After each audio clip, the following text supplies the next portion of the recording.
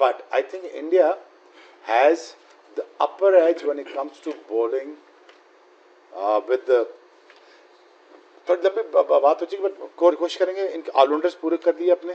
हार्दिक को आपने, जडेजा पूरा कर लिया, बॉलिंग स्पिनर आपने, बैट्समैन पूरा कर लिया आपने, अक्षर आपने कर लिया, आपने बुमराह कर लिया, आपने शामी कर लिया, आप अपनी बेंच स्ट्रेंथ को ठीक कर लिया, आपने बॉलिंग अपनी पूरी कर ली 50 ओवर की, और बेसिकली 60 ओवर के बॉलर्स आपने पूरे कर लिए. ऐसे ही है ना. प्लस आपकी बैटिंग लाइनअप अगर देखें सचिन, सहवाग, सौरभ से लेते हुए यहाँ तक, I really think that's my hunch. देखिए रोहित और कोहली के जाने से टीम पे फर्क पड़ेगा. ये तो 10 साल आपको बड़ी जबरदस्त क्रिकेट खेल के दिए और तो काफी सारा बोझ उतारा है. जैसे 1999 से 1990 से 2000 तक वसीम मकार ने आपको मैच जिता के दिए हैं. आप उसको चीज आप नेग्लेक्ट करें या माने न माने वो आपकी मर्जी है. वसीम मकार was the only people who actually won you the game till 2000 or till 97 or till 98 till we came. Rohit Sharma और विराट कोहली ने भी यही किया है आई थिंक 2011 से लेके दोबारा से. But they will get exposed after they leave. I think they will. अभी बुमराह नहीं है, चलो आप अपनी मर्जी का विकेट बना के 4 स्पिन लगा के आप फंसा सकते हैं. They know how to play one day cricket. India is very good at it and they have a best chance of winning a champions trophy is probably this. Virat Kohli. I mean अगर आप उसकी चेजिंग में एवरेज देखें it's about 90 if I am not mistaken. And not just 2 match 4 match, 50-100 हैं, 50 एक नाम ही आता है स्ट्रेट अवे. बाकी होंगे, बाकी अच्छे प्लेयर हैं दुनिया में, no doubt. Nobody can match him. I mean अगर उनके स्टैट नंबर्स देखे जाएंगे तो nobody can match him. But then of course I mean Brian Lara was another one. हमारे टाइम की मैं बात कर रहा हूँ. आज के जमाने में of course विराट है. फिर मेरी किताब में, मेरी नजर में विराट कोहली देखें, कमाल की बैटिंग करते हैं, कमाल की फिटनेस है, और बड़ा इवेंट, बड़ा स्टेज तो बड़ी परफॉर्मेंस, ये भी उनकी खासियत. तो ये बहुत ही एक ग्रेट प्लेयर है और हम फॉर्चुनेट है हमारे लिए कि हम उनको देख रहे हैं, जिस तरह से वो खेल रहे हैं और जिस तरह से वो गेम को इज्जत देते हैं. तो इस इनिंग्स में सब कुछ था. देखें इसमें ठहराव भी था, इसमें अटैक भी था, बेस इसकी बहुत अच्छी उन्होंने बनाई हुई थी, इसलिए कि उनको पता है कि ये हीरो बनने के लिए उनके पास एक अपॉर्चुनिटी है. सो वो ब्लिंकर्स ऑन करके ना फिर वो हीरो बनते हैं.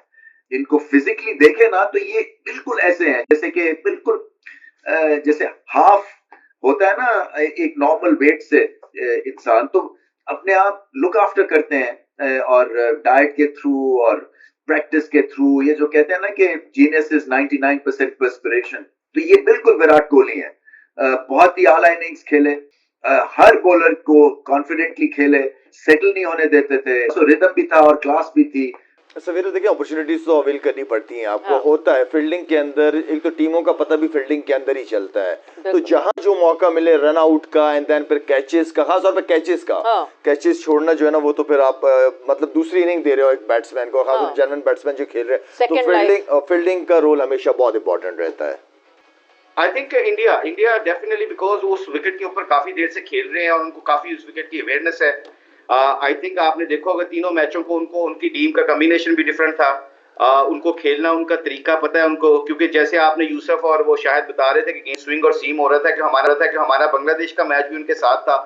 तो वहां पे पिच शाम को भी और सुबह भी, वो क्योंकि जो दुबई का स्टेडियम है ना वो ग्लूमी है, उसको ऊपर उसकी वेंटिलेशन नहीं है, तो वो पूरा कवर करता है. और जब भी जहां पे भी एटमॉस्फेयर थोड़ा सा हैवी हो जाता है ना, वहां पे बॉल स्विंग और सीम होता है दोनों टाइम पे, शाम को भी और सुबह भी. हालांकि पिच में इतनी नमी नहीं है, जो मैं उधर क्योंकि देख के आया हूँ, तो नमी नहीं, ड्राई पिच है, मगर उसके बावजूद सीम और स्विंग इसलिए होता है कि नए बॉल की जो वहां पे जो एनवायरमेंट ग्लूमी वेदर बनता है ना, उसकी वजह से सीम और स्विंग होता है. और दूसरी बात है इंडिया को खेलना आता है, वहां पे 3-4 स्पिनरों के साथ खेलती है.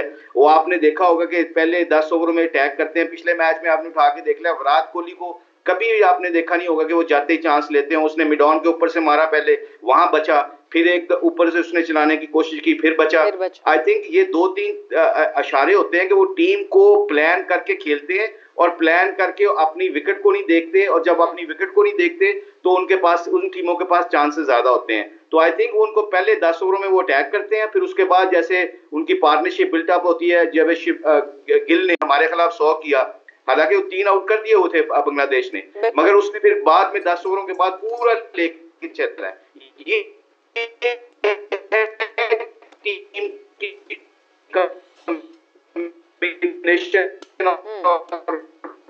उसको मौका मिला, उसने पूरा कंडीशन का फायदा उठाया। बाकी आपको पता है कुलदीप है, जडेजा है, अक्षर पटेल है, ये जो है स्पेशली अक्षर पटेल और जडेजा जो है ये बैटिंग की वजह से भी टीम में अब रेगुलर खेलते हैं।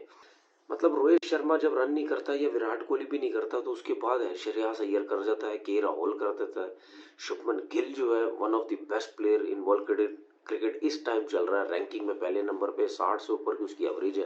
बड़े टूर्नामेंट से पहले 5 प्लेयर्स कौन कौन? Pat Cummins, Josh Hazlewood, Starc, Stoinis, ठीक है, मिचेल मार्श, बड़े टूर्नामेंट से पहले इतने 5 पावरफुल प्लेयर जो है, तगड़े प्लेयर, ये किसी टीम से निकल जाए ना, आपकी टीम की हवा जो है ना वो गुब्बारे की तरह निकल जाती है बाहर। और दोनों टीमों का आप कंपैरिजन करें तो सब यही कहेंगे हिंदुस्तान की टीम बड़ी मजबूत है। सब लोग ये भी कह रहे हैं कि हिंदुस्तान की टीम एक ही वेन्यू पे खेल रहे हैं, उनको पता है कि कंडीशन क्या है, वो अच्छे तरीके से यूज टू भी है, दूसरी टीमों के लिए प्रॉब्लम है।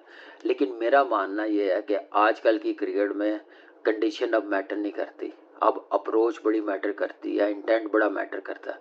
अगर ये मैटर कर रहा होता कंडीशन के एक ही टीम जीत रही है तो इंडिया कभी जाके ऑस्ट्रेलिया में 2 बार जीत के ना आता, इंडिया कभी जाके साउथ अफ्रीका में यंग टीम के साथ जीत के ना आता, क्योंकि उन्होंने अपनी क्रिकेट इतनी डेवलप की है। इस जो ये एक्सक्यूज़ है ना, ये इनमें से निकले हैं और प्लेयरों को वो लेके आए, क्लैरिटी दी है, रोल दिया है, जिसकी वजह से वो हर जगह जाके परफॉर्म कर रहे हैं। बेशक ये सेमीफाइनल पाकिस्तान में होता, मुल्क दुनिया के किसी मुल्क में भी हो रहा होता तो हिंदुस्तान की टीम ने ऐसे ही परफॉर्म करना, क्योंकि उन्होंने टीम बनाई है। उन्होंने सिर्फ फॉर्मेलिटी के लिए चैम्पियंस ट्रॉफी में नहीं आए। ठीक है, 2 गवर्नमेंट के इशू है, वो पाकिस्तान नहीं आना चाह रहे, क्योंकि पाकिस्तान में अगर आते तो दुबई से ज़्यादा उन्होंने अच्छी क्रिकेट खेलनी थी। और उनकी बॉलिंग जैसे है, जैसे बैटिंग लाइनअप है, जैसे एक टीम बना के लाए हैं, किसी को उन्होंने करीब नहीं लगने देना था। ये मैं आपको गारंटी देता हूँ, क्योंकि पता चल जाता है कि सामने टीम क्या खेल रही है, क्या किस अप्रोच के साथ खेल रही है। वो सारी चीज़ें 3 मैचेस में आप लोगों ने देख ली। अगर कोई ऐसी चीज़ होती तो तीनों टॉस जीते हैं दूसरी टीमों ने, उसके बावजूद इंडिया की टीम मैचेस जीते हैं, डोमिनेट किया, क्योंकि अपनी स्किल और अपने इंटेंट की वजह से, अच्छे गेम प्लान की वजह से वो मैच जीते हैं। और मुझे लग रहा है कि कल का जो सेमीफाइनल ऑस्ट्रेलियन टीम को बड़ी।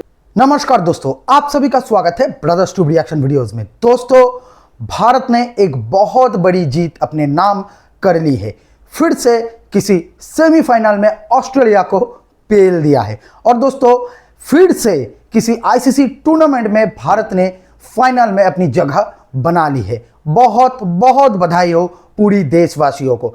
अब सिर्फ एक मैच की दूरी पर हम हैं और वो मैच भी भारत जीतकर चैंपियंस ट्रॉफी अपने नाम कर लेगा। दोस्तों, आज मैं आपसे पूछना चाहता हूं, आपको क्या लगता है कौन सा टीम भारत के साथ फाइनल खेलेगा, न्यूजीलैंड या फिर साउथ अफ्रीका?